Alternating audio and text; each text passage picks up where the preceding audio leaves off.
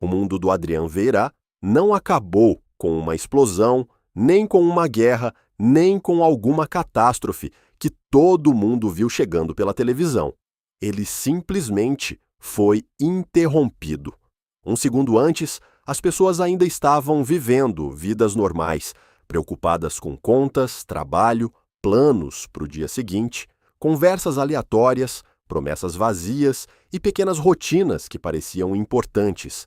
No segundo seguinte, tudo isso perdeu valor. Adrian abre os olhos no meio de uma cidade destruída, um lugar que parece já ter sido mastigado por guerra, fogo e por alguma coisa ainda pior. As ruas estão rachadas, os prédios tortos, o vidro espalhado por toda parte, o ar pesado, e ao redor dele existem milhares de pessoas que não fazem a menor ideia do onde estão, nem do que está acontecendo. No começo, todo mundo reage quase do mesmo jeito. Uns gritam, outros tentam ligar para alguém como se isso ainda fizesse sentido. Alguns choram, outros xingam e muitos simplesmente travam, olhando para o vazio como se o cérebro tivesse se recusado a aceitar a cena.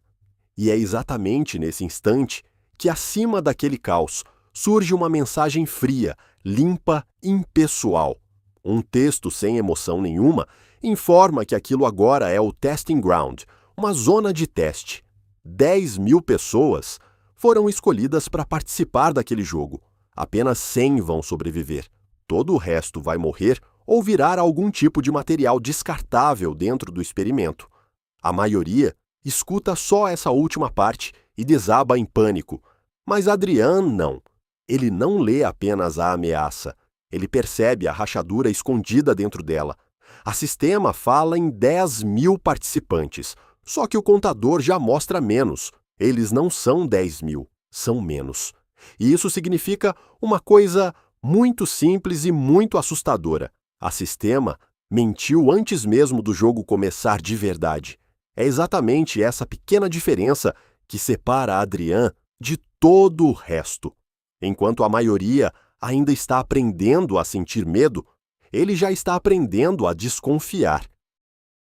Para ele, o mais assustador nem é o fato de terem sido jogados dentro de um jogo mortal.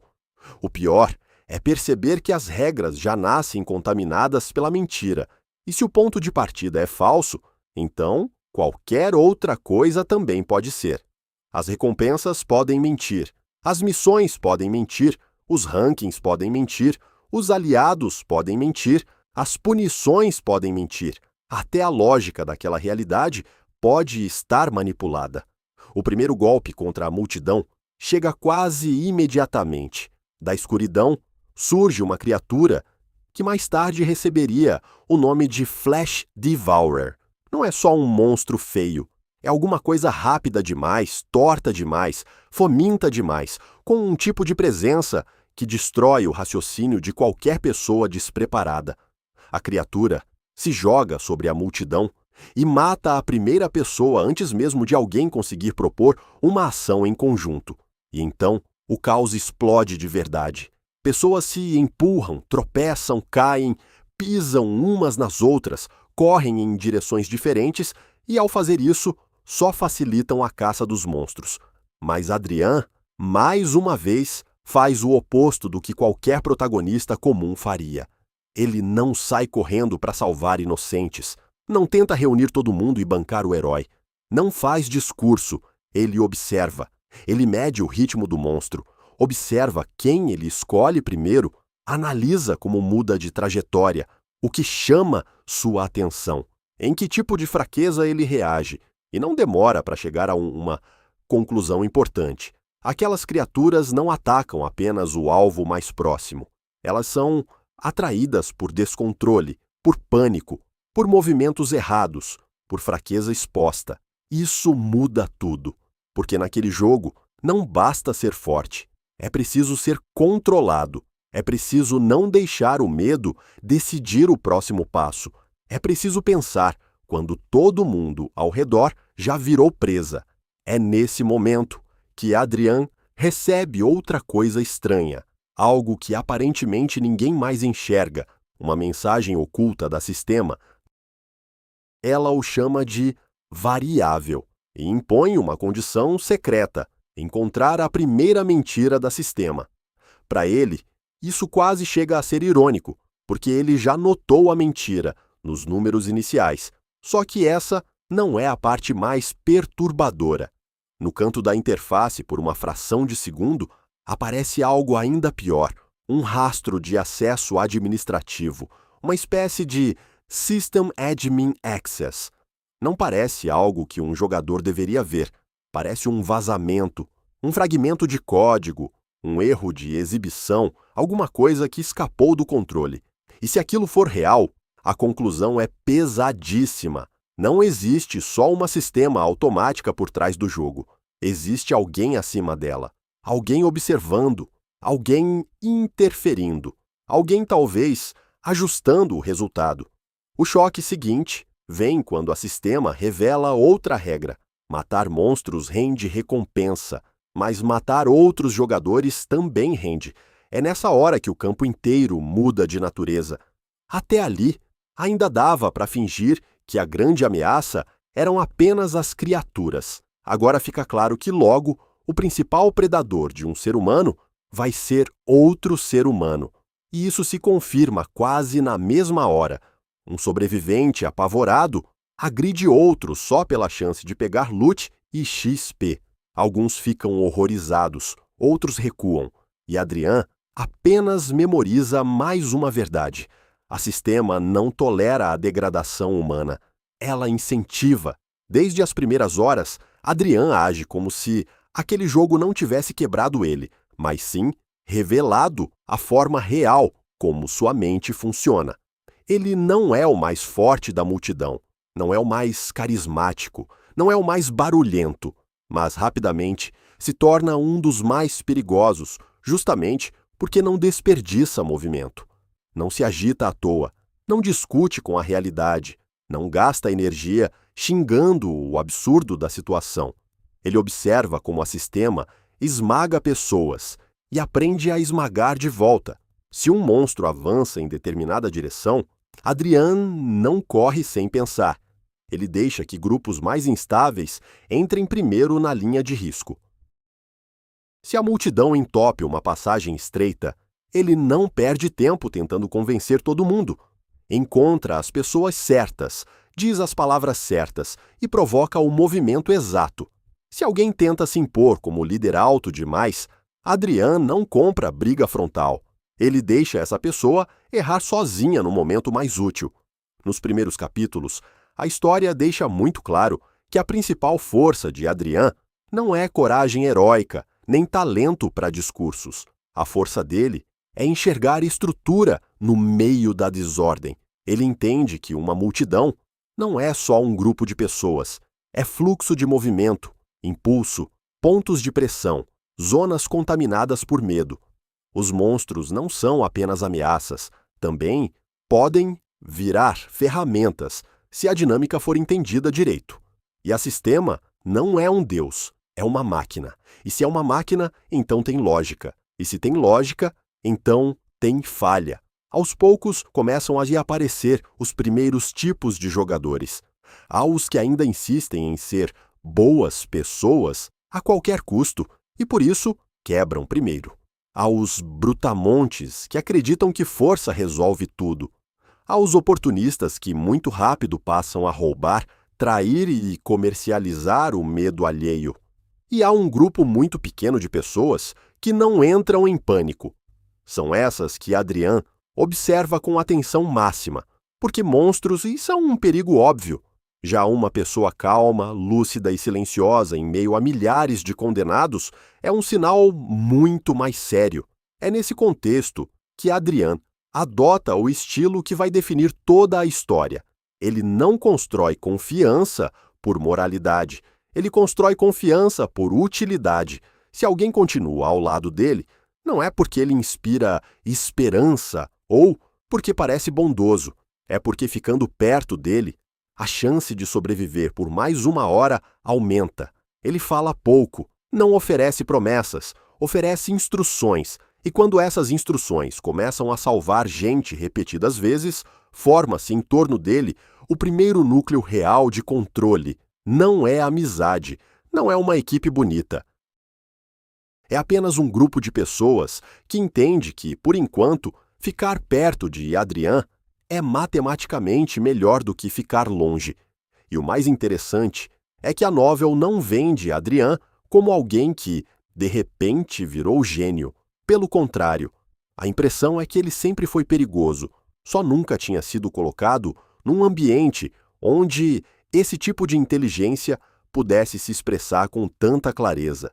Dentro daquele inferno sistemático, a frieza dele deixa de parecer um traço estranho e passa a funcionar como recurso. Onde outros quebram diante da primeira morte, ele já está recalculando variáveis. Logo fica claro que sobreviver à primeira fase não significa apenas correr de um monstro para o outro.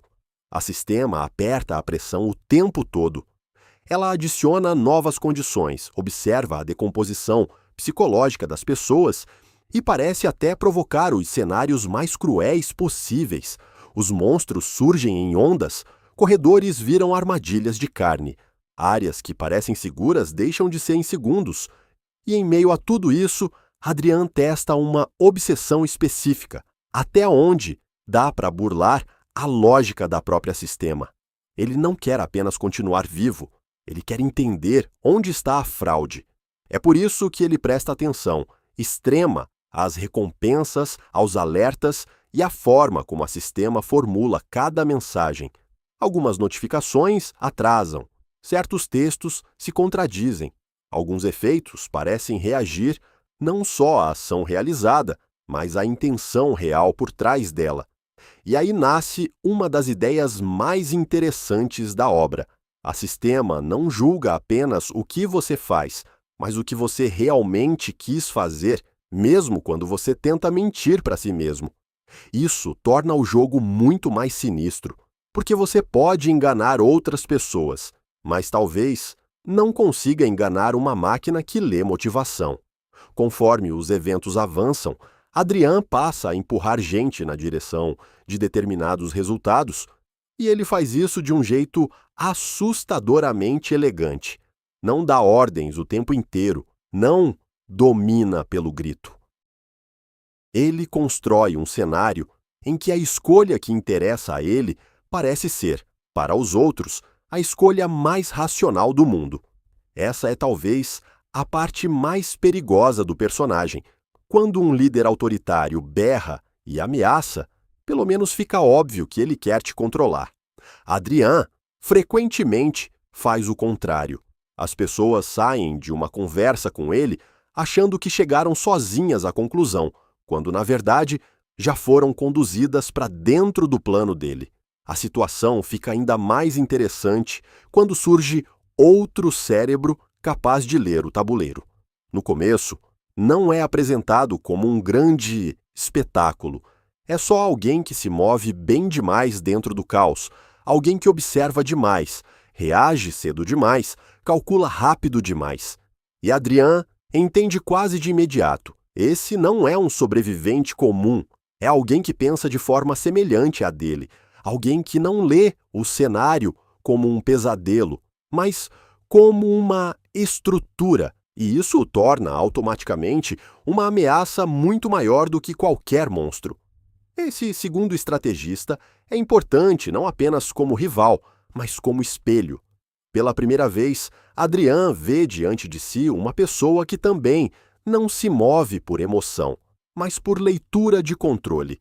Os dois se reconhecem como perigo antes de qualquer aliança. Não existe empatia imediata, não existe respeito romântico entre gênios. O que existe é cálculo. Cada um entende, desde o começo, que pode acabar precisando eliminar o outro. É aí que a sistema encaixa uma de suas jogadas mais brilhantes. Em vez de colocar os dois apenas em concorrência direta, ela cria uma situação em que eles precisam se sincronizar por um curto período. Como se quisesse observar o que acontece quando dois predadores extremamente frios, incapazes de confiar de verdade, são forçados a trabalhar juntos. O resultado é explosivo, surge um monstro muito mais perigoso do que os anteriores, uma ameaça que não pode ser vencida apenas com número ou impulso. A criatura reage à tática, se adapta, pune improvisos ruins e exige raciocínio fino. É nesse ponto que Adrian e seu rival entram num tipo de aliança que parece mais um acordo entre bombas-relógio. Eles não confiam um no outro por um segundo sequer.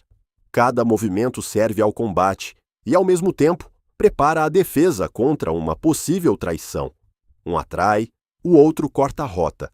Um força erro de leitura, o outro finaliza a vantagem. O encaixe entre os dois é quase perfeito e, justamente por isso, é tão assustador. Porque fica evidente o quanto cada um seria mortal se decidisse virar essa mesma capacidade contra o outro. Essa sequência diz muito sobre a novel. Ela não romantiza a parceria, não transforma a cooperação em amizade bonita. Quanto melhor os dois funcionam juntos, mais cresce a sensação de que o verdadeiro desastre virá quando um deles concluir que o outro deixou de ser útil. Durante toda a luta, a tensão é dupla. Por fora, eles enfrentam o monstro. Por dentro, continuam se estudando para a guerra inevitável entre eles. Quando a batalha termina, ocorre um dos momentos mais importantes das 20 primeiras partes. A Sistema tenta declarar o resultado, mas faz isso de um jeito estranho, instável, quase hesitante. Normalmente ela é fria, firme e absoluta. Ali não. As mensagens tremem, os critérios parecem se contradizer. A recompensa deveria ir inteira para um, mas acaba sendo dividida entre dois. Um erro aparece. Uma espécie de travamento se insinua. Para Adrian, isso vale ouro, porque no instante em que a Sistema falha, ela deixa de parecer onipotente. Ela prova que também pode ser levada ao limite. É depois desse confronto que Adrian recebe uma das habilidades mais perigosas para si mesmo. Um impulso cognitivo ligado ao aumento brutal da velocidade de raciocínio.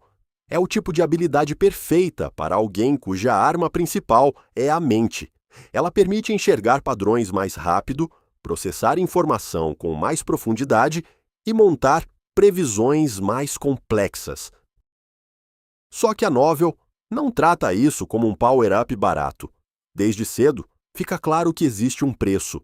Quanto mais Adrian empurrar o próprio cérebro, mais perto vai ficar de cruzar uma linha em que pensar deixa de ser vantagem e vira autodestruição.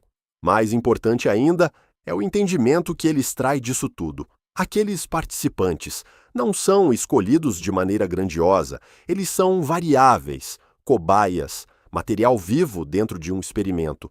A Sistema não premia coragem, não recompensa virtude.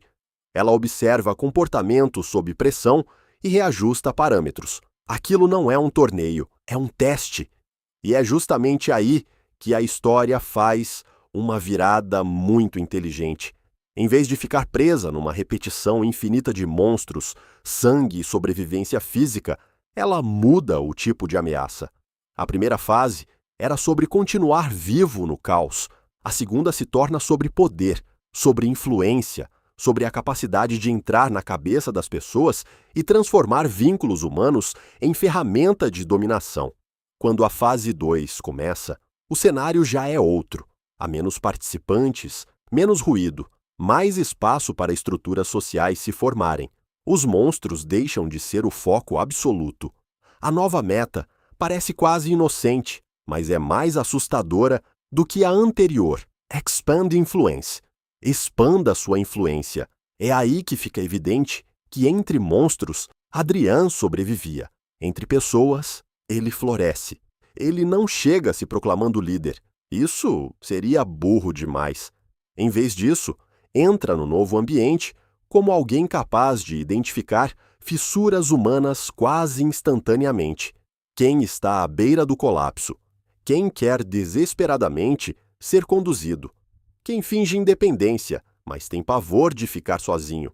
Quem fala demais? Quem escuta demais? quem carrega ressentimento, quem está pronto para trair desde que encontre justificativa moral. A partir daí, Adrian começa a tecer sua rede. O método dele na segunda fase é diferente do autoritarismo clássico. Ele raramente domina no grito. Em vez disso, oferece a cada pessoa exatamente o que mais a torna previsível. Para alguns, segurança. Para outros, reconhecimento.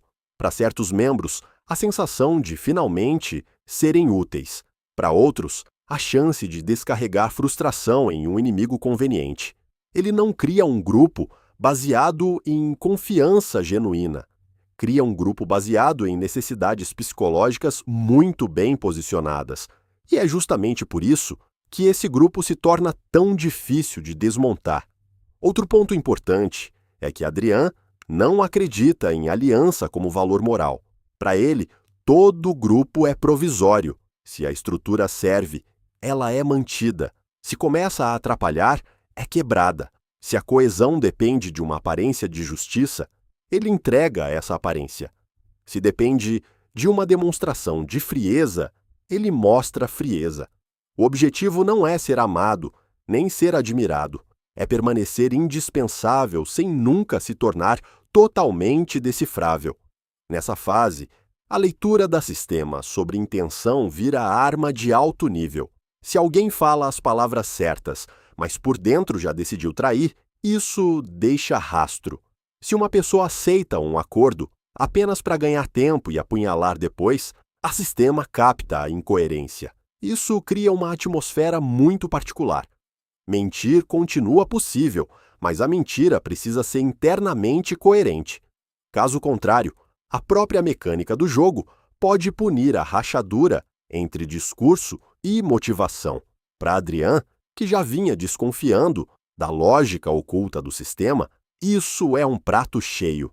Ele entende muito rápido que, na fase 2, vence não necessariamente o mais forte, mas o grupo mais estável por dentro. Por isso, em vez de apenas recrutar pessoas, ele passa a construir laços de dependência. Alguns ficam presos por dívida, outros por gratidão, outros por medo do isolamento, outros porque já enxergam Adrian como a única peça capaz de impedir que tudo desmorone em poucas horas. É um método frio, quase clínico, mas incrivelmente eficiente. É então que entra em cena outra estrutura organizada. Não uma multidão improvisada, mas um grupo de verdade, com ritmo, com ordem, com centro de gravidade próprio. E por trás desse outro bloco está exatamente o tipo de mente que Adrian teme mais, porque reconhece nela o mesmo veneno que carrega. Outro estrategista, outro polo de comando, outra pessoa capaz de ler pessoas como peças. A partir daí, a história deixa de ser apenas sobrevivência e vira uma partida de xadrez entre dois modelos de controle. O choque entre os grupos não explode de imediato. E isso é uma qualidade da obra. Em vez de correr para um confronto barato, a narrativa investe no reconhecimento mútuo. Onde estão as fragilidades do outro lado? Quem sustenta a estrutura de fato? Quem parece importante, mas não é? Quem pode ser deslocado? Quem pode contaminar o moral do grupo inimigo se cair na hora certa? Adrian não analisa apenas o líder rival. Ele olha para o entorno dele, para as peças intermediárias, para as pessoas que sustentam o fluxo invisível da organização. Em algum momento, surge uma das ideias mais fortes dessa segunda metade, a tentativa de criar interdependência entre grupos não por confiança, mas por risco compartilhado. Se uma aliança entre dois blocos é frágil demais, então a solução mais cruel e eficiente é fazer com que a traição custe caro demais. É aí que começam esquemas que beiram chantagem, troca de vulnerabilidades, mistura calculada de posições e pessoas, mecanismos pensados não para gerar paz, mas para tornar a ruptura dolorosa. É um tipo de política de sobrevivência extremamente suja e, justamente por isso, parece convincente naquele contexto. Adrian brilha demais nesse campo porque sabe apresentar a solução mais perigosa com a aparência de um acordo racional. Ele não vende dominação como dominação, vende como equilíbrio, vende como necessidade, vende como o único meio viável de impedir que tudo vá para o inferno. E, como costuma ler o medo das pessoas melhor do que elas mesmas, ele quase sempre sabe exatamente qual argumento usar com cada uma. Quanto mais a narrativa avança, mais fica claro que a segunda fase é mais assustadora do que a primeira. Na primeira, um monstro podia arrancar sua cabeça. Era brutal, mas simples. Na segunda, alguém podia quebrar sua autonomia, sem nem encostar em você. Podia fazer você agir de acordo com um plano que não era seu e ainda agradecer por isso. E Adrian é excepcionalmente bom nesse jogo. Só que a novel é inteligente o bastante para não transformá-lo num gênio infalível. Ele comete erros, às vezes subestima certas pessoas, às vezes confia demais na própria leitura, às vezes demora a perceber que o estrategista rival também está operando em camadas profundas, plantando gatilhos psicológicos e moldando o comportamento à distância. É isso que mantém a tensão viva. A obra não acompanha um mestre perfeito que domina tudo com facilidade. Ela acompanha um cérebro perigosíssimo, lutando contra outros cérebros perigosíssimos, sabendo que um pequeno erro pode custar vidas reais. Uma das linhas mais fortes dessa parte é a transformação gradual de Adrian, em alguém que deixa de pensar apenas em salvar o que dá e começa a incorporar perda no próprio planejamento. No começo, isso ainda pode ser lido como pragmatismo duro. Você não consegue salvar todo mundo no caos. Então, precisa fazer escolhas horríveis. Só que aos poucos, essa lógica radicaliza. Adrian para de ver certas mortes como tragédias inevitáveis e começa a enxergá-las como recurso estratégico. É aí que a história realmente fica sombria. Porque a linha entre não foi possível salvar todos e eu incluí essa morte no plano é muito mais fina do que deveria ser. Existem momentos muito fortes em que pessoas do próprio grupo ainda tentam se agarrar a restos da moralidade do mundo antigo. Querem honestidade, querem clareza, querem acreditar que ainda existe uma fronteira que não pode ser cruzada.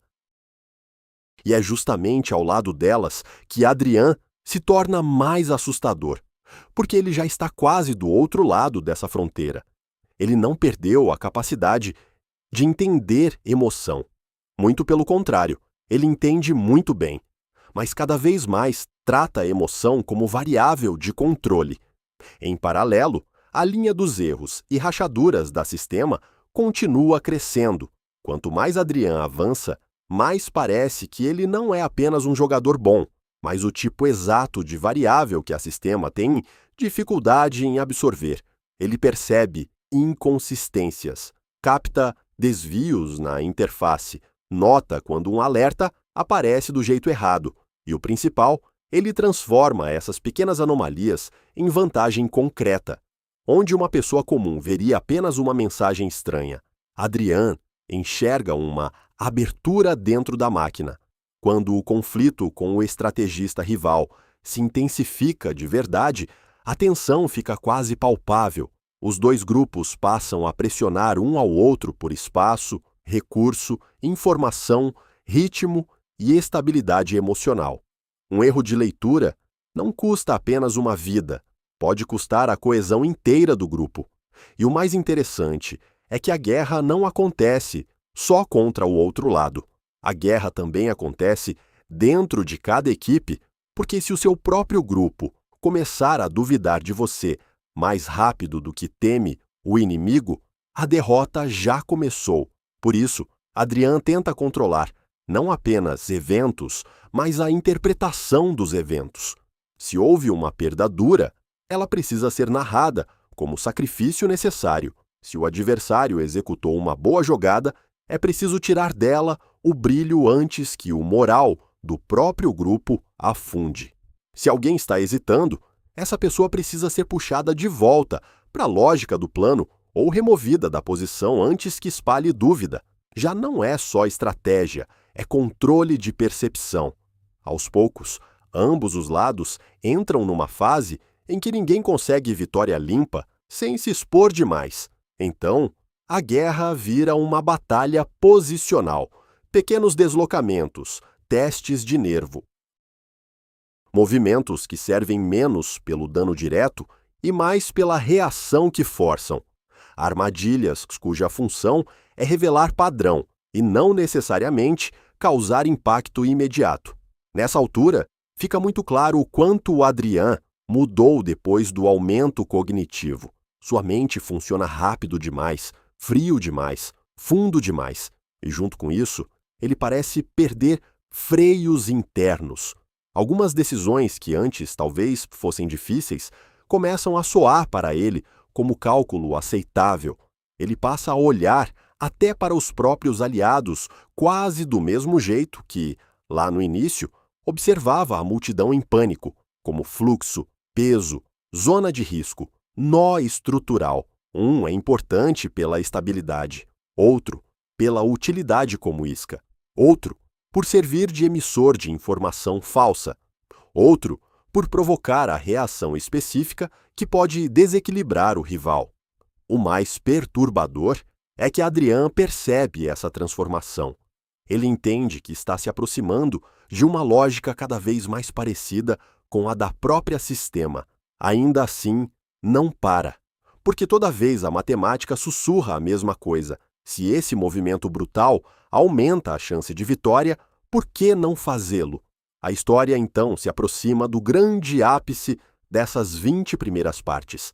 A pressão entre os grupos chega a um nível em que esperar já não resolve mais.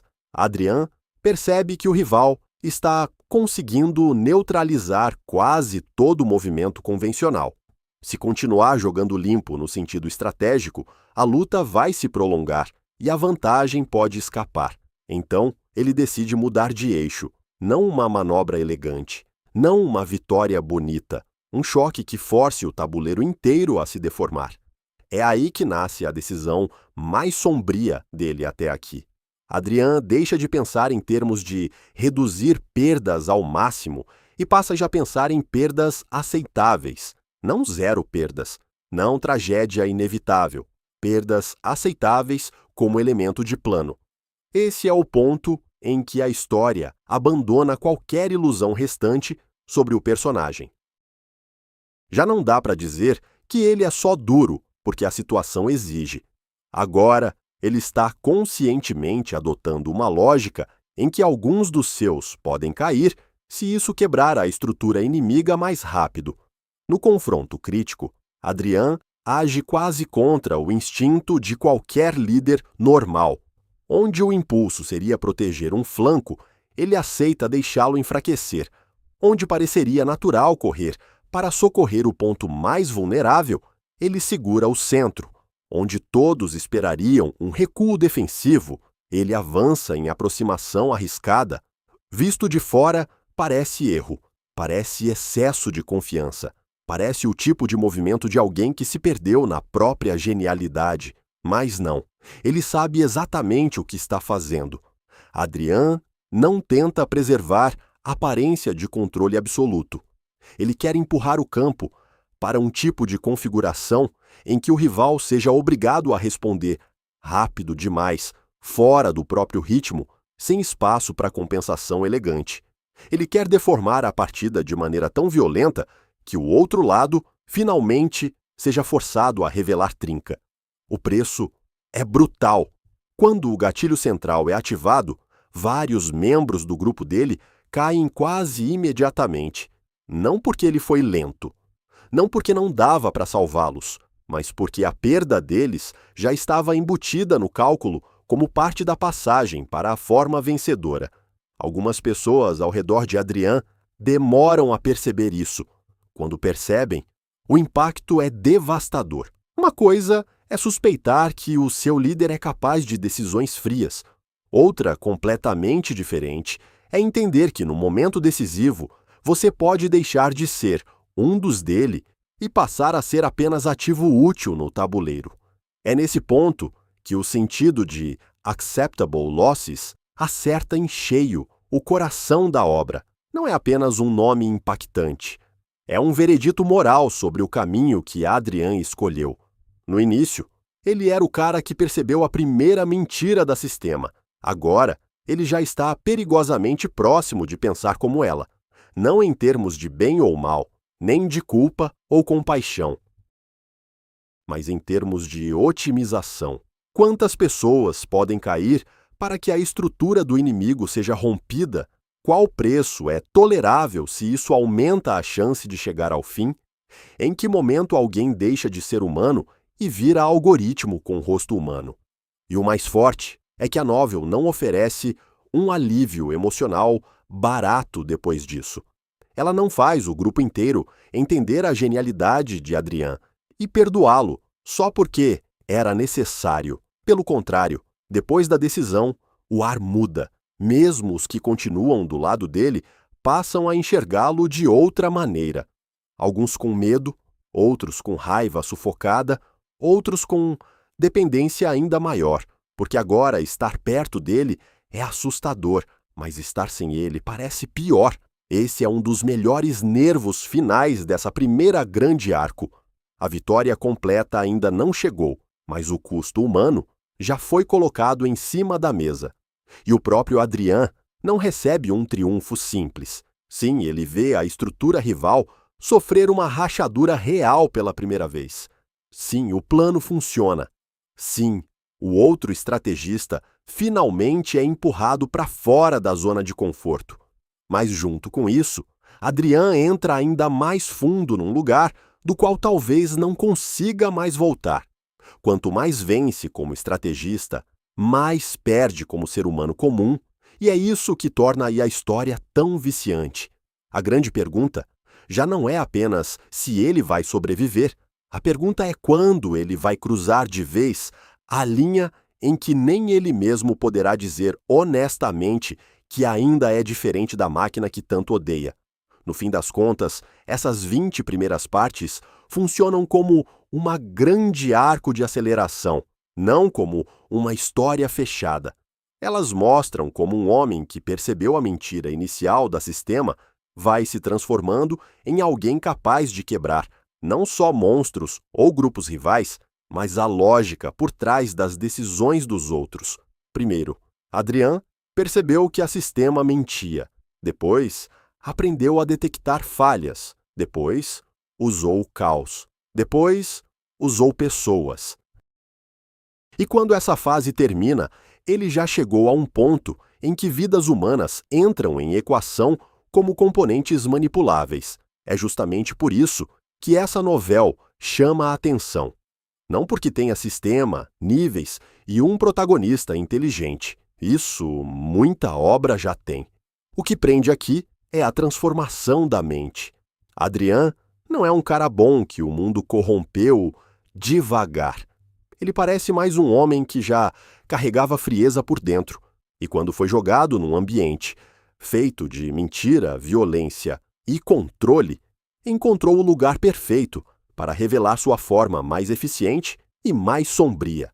E quanto mais a história avança, mais surge a sensação de que o monstro principal talvez não sejam os Flash Devourers, nem a sistema, nem o possível administrador escondido atrás do código. Talvez o monstro principal seja o próprio Adrian Veira, o homem que aprendeu rápido demais a transformar tudo ao redor em ferramenta para vencer.